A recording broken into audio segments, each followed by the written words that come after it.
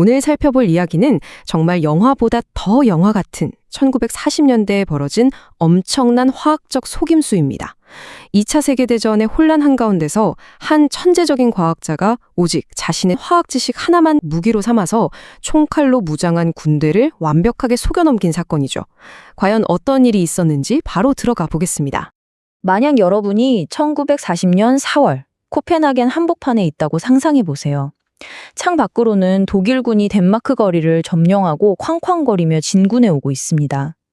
닐스 보어 연구소 안은 그야말로 패닉 상태였죠.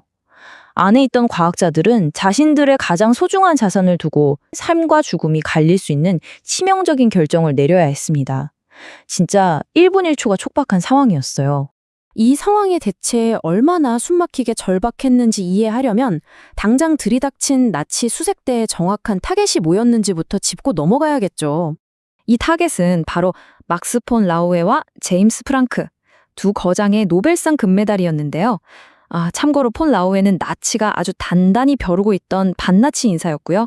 프랑크는 유대계였습니다. 근데 진짜 큰 문제가 뭐였냐고요? 이 두 사람의 이름이 메달에 아주 선명하게 떡하니 새겨져 있었다는 겁니다. 이걸 나치한테 들킨다. 소유자는 물론이고 이걸 숨겨준 사람까지 그냥 바로 사형장 직행이었던 거죠.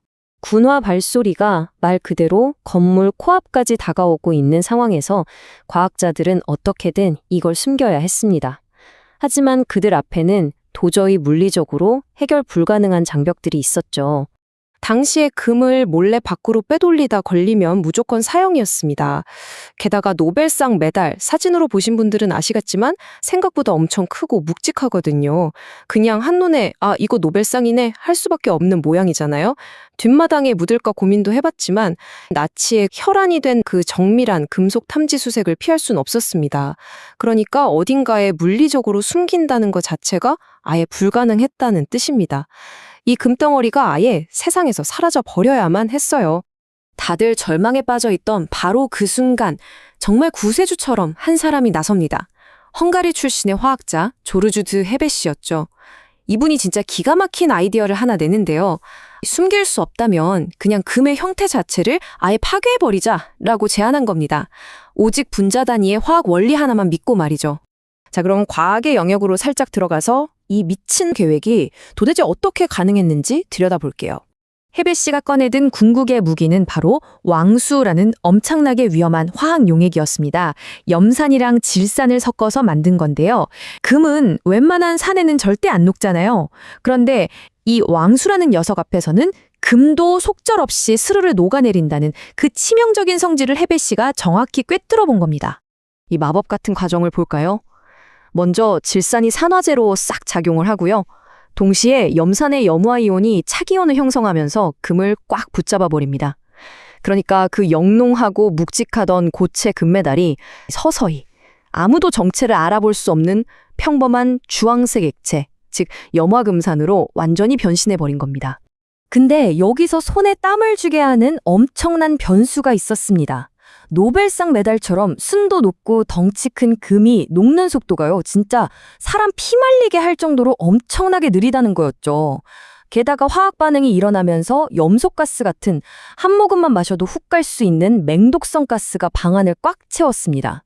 밖에서는 쾅쾅거리며 나치 군인들이 들이닥치는데 헤베시는 그 독가스를 참아가며 금이 다 녹기만을 애타게 지켜보고 있었던 거예요.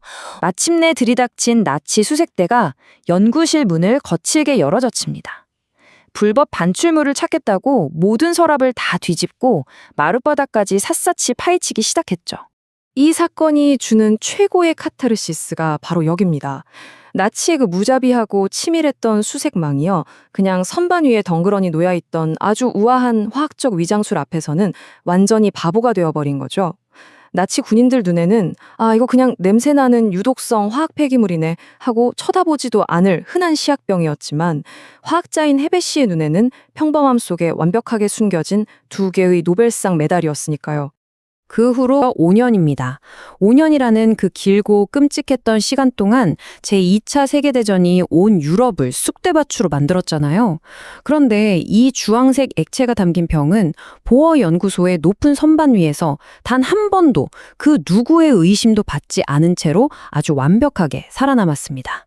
자, 시간을 쭉 돌려서 1945년으로 가보겠습니다.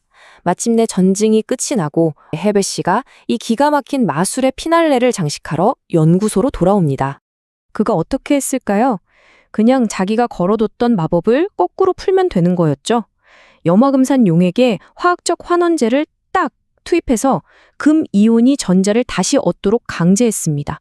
그랬더니 정말 마술처럼 액체 속에 녹아있던 그 귀중한 금이 다시 순수한 고체 금 가루로 변해서 바닥으로 침전되어 나왔습니다. 순수한 지식이 풍력을 완벽하게 이겨낸 경이로운 순간이죠. 이렇게 기적적으로 회수한 금가루는 스웨덴 왕립과학관으로 아주 안전하게 보내졌습니다. 이 영화 같은 스토리를 전해들은 노벨재단 사람들은 완전히 감동했죠. 그래서 전달받은 금가루를 녹여서 자랑스럽게 메달을 다시 주조해냈습니다.